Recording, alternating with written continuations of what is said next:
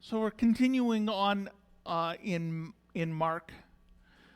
This week we're going from Mark 4, verse 35 to Mark 5, verse 20. And covering two stories. You guys have already heard it. Dave read it. But I'm going to read it again because I'm going to. So that it's fresh in my head when I'm talking to you. Now, if I could just get to the right spot. There we go. On that day, when evening had come, he said to them, "Let's go across to the other side." Yeah, Jesus is always crossing one lake or river or stream or sea. And leaving the crowd, they took him with them in the boat, just as he was. And other boats were with him. And a great windstorm arose, and the waves were breaking into the boat, so that the boat was already filling. But he was in the stern, asleep on a cushion. And they woke him and said to him, "Teacher, do you not care that we're perishing?" And he awoke and rebuked the wind and said to the sea, "Peace, be still." And the wind ceased, and there was a great calm. And he said to them, "Why are you so afraid? Have you still no faith?"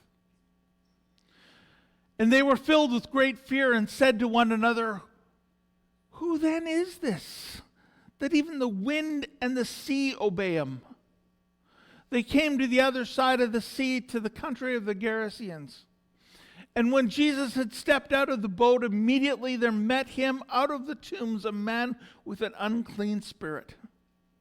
He lived among the tombs, with no one could bind him anymore, not even with a chain. For he had often been bound with shackles and chains, but he had wrenched the chains apart and broke the shackles in pieces. No one had the strength to subdue him. Night and day among the tombs and on the mountains, he was always crying out and cutting himself with stones. And when he saw Jesus from afar, he ran and fell down before him. And crying out with a loud voice, he said, "What have you to do with me, Jesus, Son of the Most High God?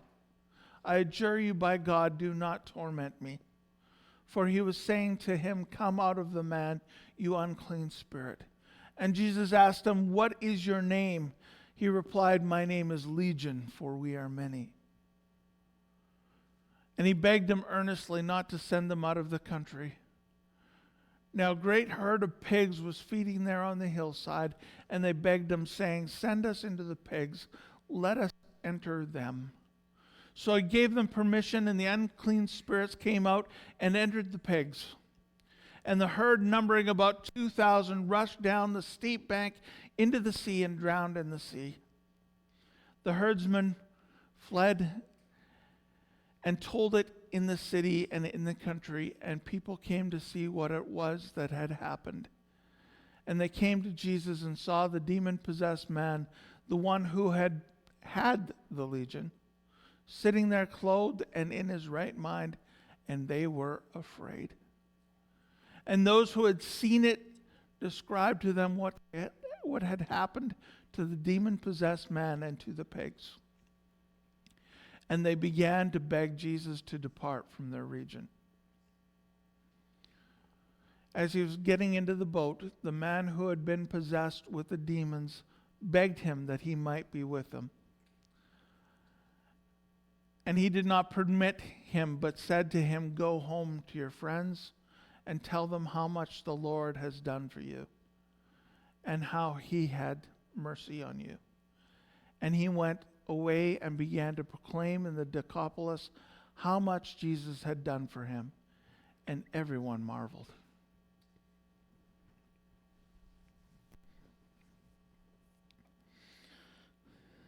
It's an interesting set of stories. When I read these two stories,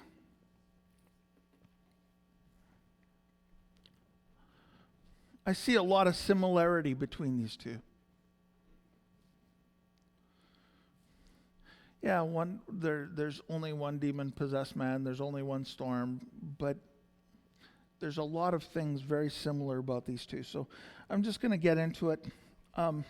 Jesus is leaving a gathering and crossing the sea when it comes, which again, he often did.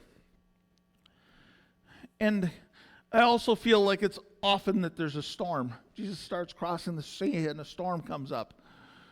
I don't know, I don't think that happened really all that often, but here it was. Jesus was on a boat crossing the sea, and there was a storm. And Jesus was in the boat and just having a nap, just right in the middle of the storm. Maybe he liked getting rocked to sleep. I don't know. But Jesus is just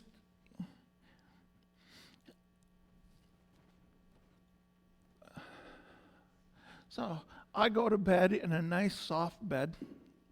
Well, not too soft. It's got some firmness to it. But I go to bed in a nice soft bed. I've got a fan blowing, causes nice gray noise and keeps things cool and makes everything just the perfect temperature, perfect sound. It's supposed to be the perfect comfort level and all of that kind of stuff. And so often I can't sleep. So how calm and how peaceful do you have to be to sleep in a boat in the middle of a storm? I think, when you're tired, you fall asleep easily. You don't necessarily stay asleep easily. But there's Jesus just sleeping away and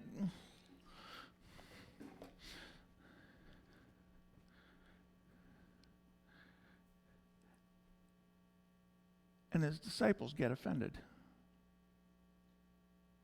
His disciples are upset. His disciples are like, wait a second. Isn't this Jesus guy supposed to care about us? How dare he just sit and calmly sleep in the middle of a storm while we're going through this turmoil?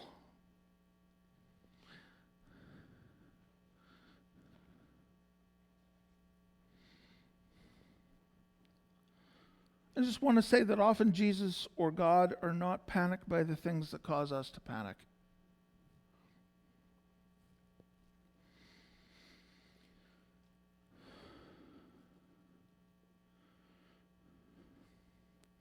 And the disciples are panicking, but despite all their panicking, the panicking didn't do them a spot of good. In fact, all it earned them was a rebuking. After God finished rebuking the wind and the waves, they were next.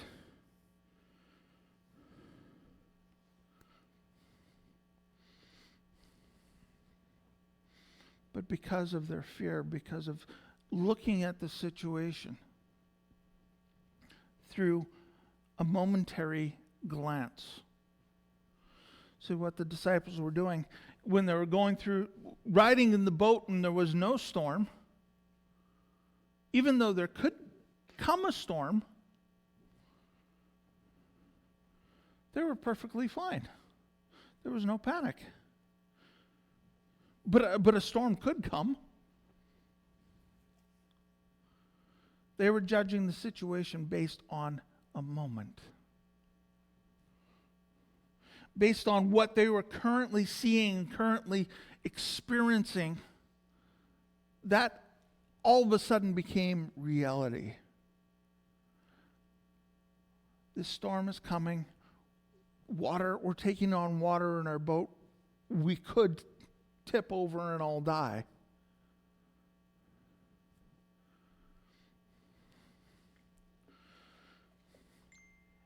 And because of everything else there, they started judging Jesus based on their situation and their limited understanding. But Jesus was sleeping in the boat because he was judging the situation based on his understanding.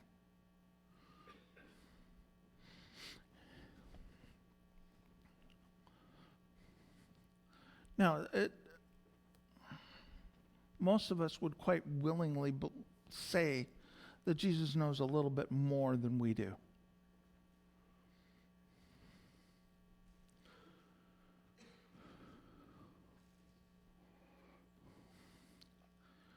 The disciples felt helpless, but they had the creator of heaven and earth in the boat with them. The problem wasn't the situation. The problem was they didn't know who was in the boat. They didn't yet, even though they were already following Jesus, already with Jesus, already going around with Jesus, already hearing and had this special relationship with Jesus that nobody else had, they still didn't know him.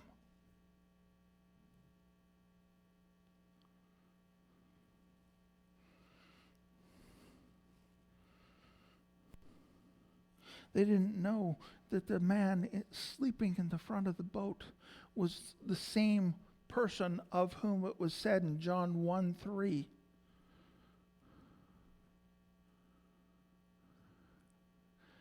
Okay.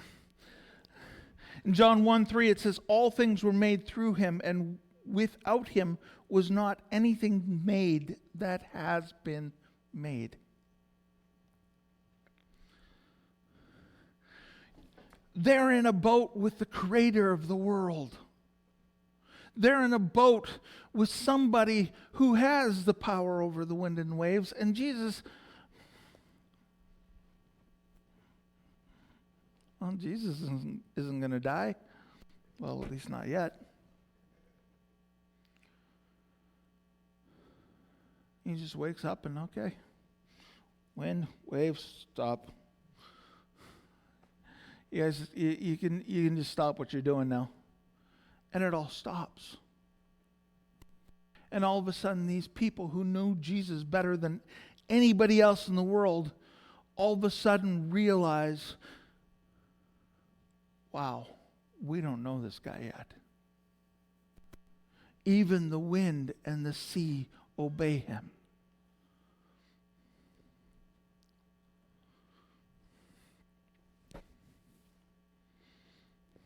Then they land on the other side of the sea.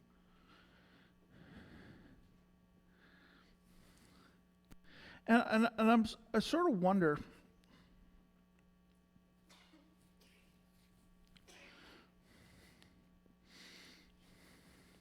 because, they land on the other side of the sea, and all of a sudden this person who's filled with an unclean spirit comes to him. And you can tell by his words, he knows the power of the person he's coming to. He knows the power of the person who's right there before him. This is a guy who knew the power Jesus had.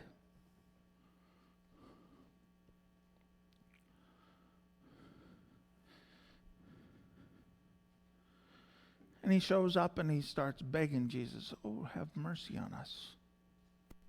Now this is this same individual, and through the power of the evil spirits inside of him, he wasn't afraid of anybody. He just caused turmoil everywhere he went. Can you imagine being so... Can you imagine being so awful? Like, how bad do you have to be that the community that you're living in decides to bind you in chains and dump you in a graveyard? And not just dump you, bind you to the graveyard. That's what this guy had experienced. They bound him in chains to a graveyard. And then he broke his chains, broke his shackles. Even then, they couldn't hold him. And this man, this evil spirit, comes and grovels at the feet of Jesus. He comes and says, have mercy on us. Don't torment us.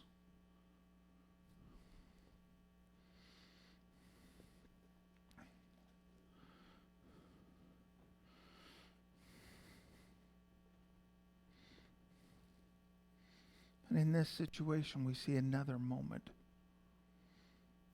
where people reacted based on what they experienced in the moment. Jesus, in that moment, says to the man, okay, evil spirit, you can go into the pigs. And the pigs run off a cliff and go and drown. And so, all of a sudden, people are getting mad. You've cost us money. You've cost us our food. They judged Jesus based on a moment. They didn't recognize that this person who they could not control, this person who was completely out of their ability to fathom and control and to help and to do anything with, was healed by a word by this man, Jesus. And this man was now sitting, talking with Jesus, fully clothed, and acting like a normal person. And just like with the disciples were in fear of Jesus, because even the wind and the sea obey him. And the people of the Gerasenes were frightened because they saw the evil power that was in this man, and now how Jesus had power even over that.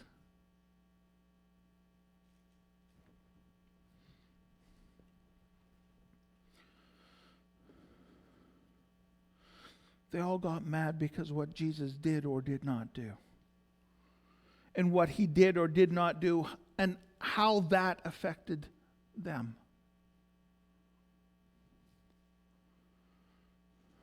A lot of times we ourselves, we get drawn to sin, or we get drawn away from God because in this moment, this is what I want God to do and he's not doing it.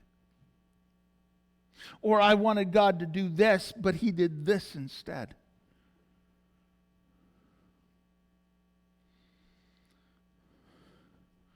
We challenge Jesus. We get upset with Jesus because I wanted the nice house with the white picket fence, the car and the 2 kids and the dog and, But in the midst of that, I got sick. And God has allowed me to get sick, and he hasn't healed me yet. We keep on judging God based on our circumstances, our thoughts. Not knowing that, hey, maybe he's not done yet. That if God has the power over the wind and the waves, if God has the power over the sea, if God has the power over any demonic power, what can he do in my life? What does he want to do in my life? See, these farmers from the Gerasenes, they kicked Jesus out. They made him leave because of the loss they felt. And because they were afraid of the power in Jesus. But what they didn't see is maybe this thing that happened wasn't so great for them, but just imagine what Jesus could do in their lives. Just imagine the freedom he could work and move. And this man that they couldn't even chain up was sitting here calm and peaceful and fully dressed.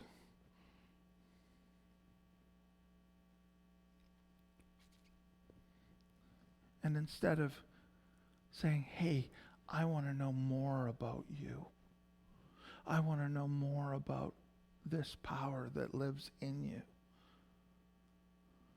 I want to know how you did this. I want to know what you can do in my life. They said, get away. We don't like this because we can't control it.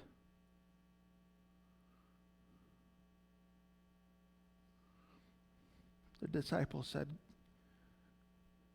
wake up, Jesus, come back to us, because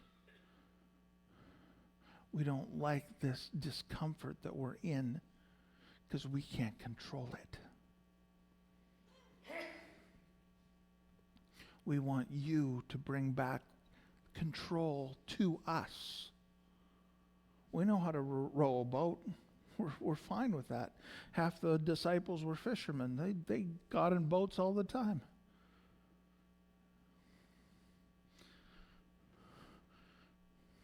But they wanted control back. Living a life with Jesus. This is so not in my notes.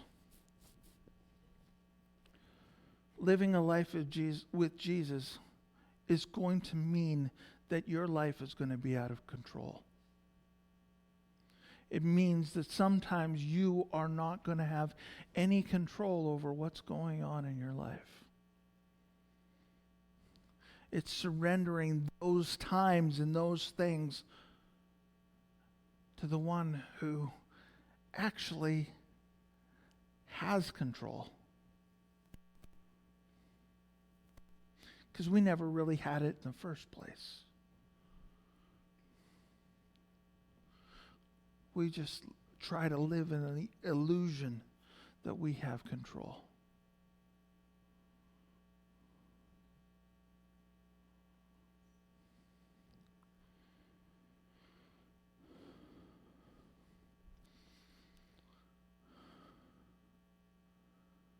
We get upset. We wander away from God. We fight against God because we don't feel like we're in control. But God doesn't want us to have the illusion of control. He wants us to know that even if he's in the front of the boat sleeping, he's still in control of everything. Even if we don't see God doing a single thing, he still has everything in his hand. Even if there's a man with 1,000 demons living in him, which is basically what Legion alludes to. I don't know if there was 1,000. I don't know if there's 2,000 because there's 2,000 pigs. I don't know. Maybe it was only 15.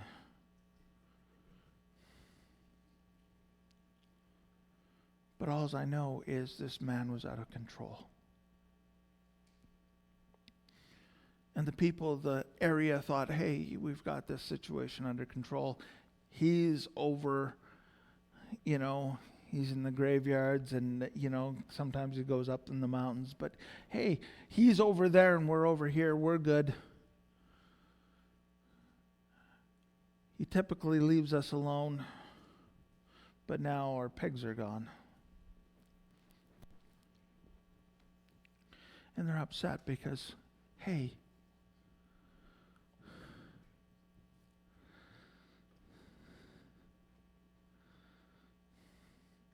we want our control back.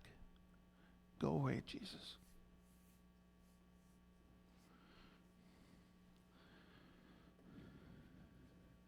And all that Jesus is looking for from us comes down to one simple thing. Well, two simple things. He wants us to trust him. You know, there's 3 simple words on the back there. He wants us to listen to him. Trust that he has our best interest in mind. And then obey. The other thing that he wants us to do is be a witness to what he's done. This man said, hey, Jesus, I want to come with you.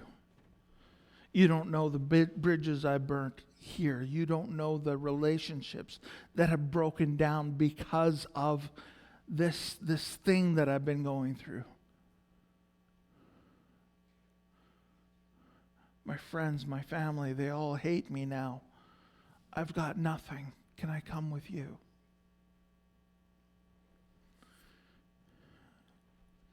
And Jesus just says something to him that I believe he says to each one of us. Go home to your friends and tell them how much the Lord has done for you. And how he has had mercy on you.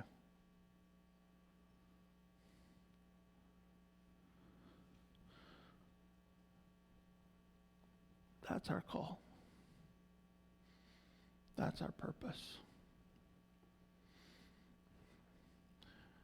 We don't need to make converts. We don't need to convince people that what they're doing is wrong. Just tell them who Jesus is and what he's done for you.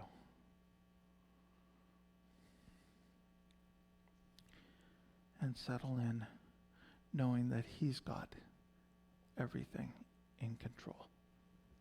Let's pray.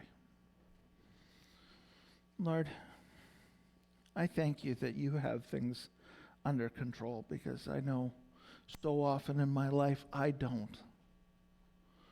And I can't even pretend that I've got it in control. Lord, you are Lord. You are God. Help me in the midst of my lack of control to depend on you, to trust in you. Lord, even when you're not seeming to do anything, maybe you're just sleeping up there in the front of the boat. But even asleep in the front of the boat, you are in control. You have the power and the authority over everything in my life. Lord, I surrender it to you. And I pray that we would surrender it to you, trusting you, depending on you. And Lord, when you come through, in small ways or big ways, that your praise would spill out of our lips. Say, look what the Lord has done for me. And I'm sure he'll do the same for you.